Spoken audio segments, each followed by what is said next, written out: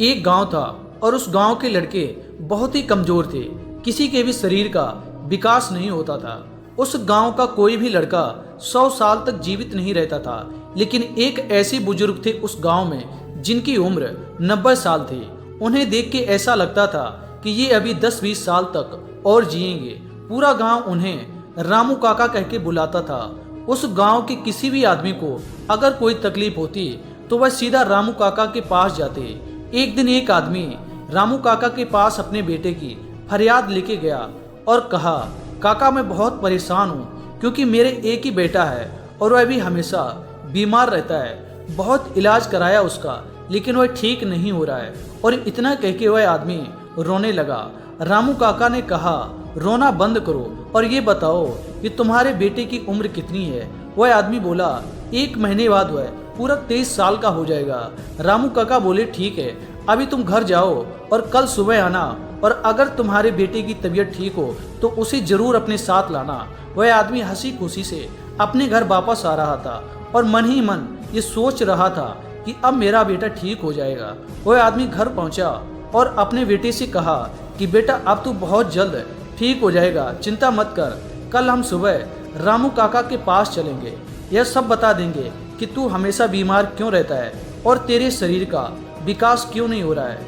वह लड़का बोला, नहीं पिताजी, मैं रामू काका के पास नहीं जाऊंगा क्योंकि वह बात का बतंगड़ बना देते हैं, किसी के भी बारे में कुछ भी बोल देते हैं। मैं नहीं जाऊंगा। पिताजी बोले, कल तू जाएगा और तेरा बाप भी जाएगा। तेरे शरीर की बीमारी ठीक कराते कराते मेरे ऊपर कर्ज हो गया। एक बीमारी ठीक होती तो दूसरी लग जाती, दूसरी ठीक होती तो तीसरी लग जाती। अब मेरी आखिरी उम्मीद बस रामू काका है जो तेरे शरीर की बीमारी का जड़ तक का पता बता देंगे। इसलिए कल तुझे मेरे साथ रामू काका के पास चलना ही पड़ेगा। ना चाहते हुए वो लड़का अपने पिताजी के साथ रामू काका के पास पहुंच गया। दोनों लोगों ने रामू काका को प्रणाम किया और फिर वह आदमी बोला, काका ये मेरा लड़का जिसके बारे में मैं आपको बता रहा था। रामू काका ने ऊपर से नीचे तक गौर से उस लड़के को देखा और कहा, बेटा तुम्हारी उम्र कितनी है। उसने कहा 23 साल। काका बोले, ठीक है, खड़े हो जाओ और 23 दंड बैठक लगा के दिखाओ। वह दंड बैठक लगाना शुरू कर देता है और उसके घुटने से चट चट की बराबर आवाज भी आ रही थी। रामू काका बोले, चलो अब 23 पुशअप लगा के दिखाओ। अब वह पुशअप लगाना शुरू कर देता है लेकिन 8 पुशअप से ज्यादा नहीं लगा पाता और धड़ाम से जमीन पर गिर जाता। ये देख के काका बोले, कितने साल से कर रहे हो ब्रह्मचर्य का नाश। ये सुन के उस लड़के के रोंगटे खड़े हो गए और वह अपने पिता से बोला, पिताजी मैंने आपसे कहा था कि मुझे इनके पास मत लेके चलो। अब देखिए ये मुझसे कैसा बेहुदा सवाल पूछ रहे हैं। पिताजी बोले, वो जो पूछ रहे हैं तो उसका जवाब दे, मैं तुझसे बाद में बात करूंगा। फिर वो लड़का काका से बोला, नहीं मैं ब्रह्मचर्य का नाश नहीं करता हूँ। काका बोले, बेटा झूठ बोल के तुम अपने पिता को गुमराह कर सकते हो लेकिन मुझे नहीं। मेरी उम्र 90 साल है और मेरे 90 साल का तजुर्बा ये कहता है कि तुम ब्रह्मचर्य का नाश करते हो क्योंकि ना तुम्हारे चेहरे पर चमक, ना भुजाओं में बल, ना आवाज में दम, ना शरीर का विकास और बार बार तुम्हारा बीमार पड़ना ये संकेत है इस बात का कि तुम ब्रह्मचर्य का नाश करते हो। लड़के के पिताजी बोले, काका बस अब मैं सब कुछ समझ गया कि ये बार बार बीमार क्यों पड़ता है। अब आप मुझे जाने की इजाजत दीजिए। रामू काका बोले, रुको, इसकी बीमारी तो जान ली और इस बीमारी का इलाज भी है मेरे पास। ये लो दूब घास से बनी कुछ जड़ी बूटियां हैं। सोने से पहले इसकी 4 पत्ती इसे दे देना। इसे खाने से 24 घंटे तक इसके मन में गलत विचार नहीं आएंगे और ना ही ब्रह्मचर्य का नाश होगा। लेकिन याद रहे, जिस दिन इस जड़ी बूटी को खाना भूल गया ये, उस दिन ये ब्रह्मचर्य का नाश फिर से करने लगेगा। उसके पिता ने वो जड़ी बूटी ले ली और दोनों लोग घर वापस आ गए। और फिर उस आदमी ने अपने बेटे को प्यार से समझाया और कहा, बेटा मेरे लिए तुम ही सब कुछ हो, मेरे बुढ़ापे का सहारा हो। लेकिन बेटा जिस रास्ते पे तुम चल रहे हो उस रास्ते पे चल के आज तक कोई भी वापस नहीं आया है और भगवान ना करे अगर तुम्हें कुछ हो गया तो मैं तो जीते जी मर जाऊंगा। उस आदमी की आंखों में आंसू साफ साफ दिख रहे थे। वो लड़का बोला, पिताजी मैं आपसे वादा करता हूँ कि अब कभी भी मैं ब्रह्मचर्य का नाश नहीं करूंगा। पिताजी बोले, बेटा अपने वचन पर अटल रहना। अब वह लड़का रामू काका की दी हुई जड़ी बूटी प्रतिदिन सोने से पहले खाता, ब्रह्म मुहूर्त में उठ जाता, व्यायाम करता और अपने गंदे गलत दोस्तों का साथ छोड़ के हमेशा अपने खेतों के काम में व्यस्त रहता। बहुत मेहनत करने लगा और मेहनत तो किसी की भी बेकार नहीं जाती। धीरे धीरे वह इस लत से मुक्त होने लगा। ठीक 4 महीने बाद अब वह पूर्ण रूप से ठीक हो गया। एक बार की अब बात उसे है, रामू हमारे काका गांव की के पंडित जड़ी जी, बूटी जो की कि भी जरूरत नहीं ब्रह्मचर्य का पड़ती। पालन करते थे, और मजाल है जो किसी से डरते हो, वो किसी से भी नहीं डरते थे। लेकिन एक दिन जो उनके साथ हुआ वो सुन के आप दंग रह जाएंगे। आप विश्वास नहीं करेंगे और आज से नहीं बल्कि अभी से ब्रह्मचर्य नष्ट करना भूल जाएंगे और ब्रह्मचर्य का पालन करना स्टार्ट कर देंगे। एक दिन पंडित जी पत्थर देवा बाजार करने के लिए निकले और दिन ढल चुका था और शाम हो गई थी।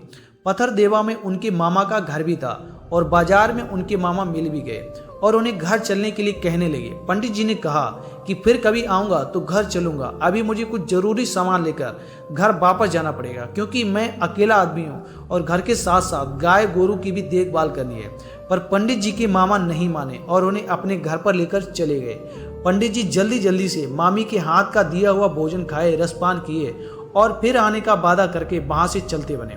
उनके मामा ने कहा कि रात हो चुकी है, कहो तो मैं चलकर छोड़ देता हूँ या रुक जाओ, कल चले जाना। पंडित जी ने निडरता का परिचय देते हुए कहा, बोले मामा जी शायद आप ये भूल रहे हैं कि मैं ब्रह्मचर्य का पालन करता हूँ और इसलिए मैं किसी से नहीं डरता, मैं अकेला चला जाऊंगा, आप कष्ट ना करें। इतना कहकर पंडित जी मामा के घर से निकलकर अपने गांव की ओर चल दिए। अब लगभग रात के 11 बज चुके थे। जिस पगडंडी से होकर हमारे गांव के लोग पत्थर देवा आते जाते थे, वह पगडंडी एक बहुत ही घनी और डरावनी थी। इस बगीचे को मजिया वाले बाबा के नाम से भी जाना जाता था। हमारे गांव के पंडित जी जब इस बगीचे में पहुंचे तो उनकी हिम्मत जवाब देने लगी। उनकी सांसें तेज और शरीर पूरा पसीने से भीग गया था। पंडित जी ने आगे देखा कि भूत प्रेतों का जामा बाड़ा लगा हुआ था। वे चिक्का चिक्का कबड्डी कबड्डी आदि खेलने में लगे हुए थे। उन भूत प्रेतों के भयानक रूप, उनकी चीख पुकार, मारपीट किसी भी हिम्मती और हनुमान भक्त को भी मूर्छित करने के लिए पर्याप्त थी। पंडित जी की माने तो लगभग 100 से ऊपर भूत भूतनी थे और ऐसा लग रहा था कि भूतों का मेला लगा हुआ है। भूत प्रेत की डरावनी आवाज सुनकर ऐसा लगता था कि कलेजा मुंह को आ जाएगा। पूरा शरीर कांपने लगा था। मुंह से आवाज भी नहीं निकल पा रही थी कि हनुमान चालीसा ही पढ़ लिया जाए। पर ये भूत प्रेत पंडित जी से बिल्कुल अनजान होकर खेल कूद में लगे हुए थे। खैर पंडित जी भी बहुत हिम्मती थे और रात रात को खेत आदि में रहकर सिंचाई करते थे और आवश्यकता पड़ने पर वहां पे सो भी जाया करते थे। पंडित जी थोड़ी और हिम्मत किए और एक पेड़ की आड़ में खड़े होकर तेज सांसों से मन ही मन हनुमान चालीसा को दोहराने लगे। उनकी सांसें तो बहुत ही फूल रही थी, पर करें तो करें क्या। वे अपनी सांसों पर काबू करने के साथ ही यह सोच रहे थे कि कब ये भूत रास्ते से हटें और मैं लंक लगाकर भागूं।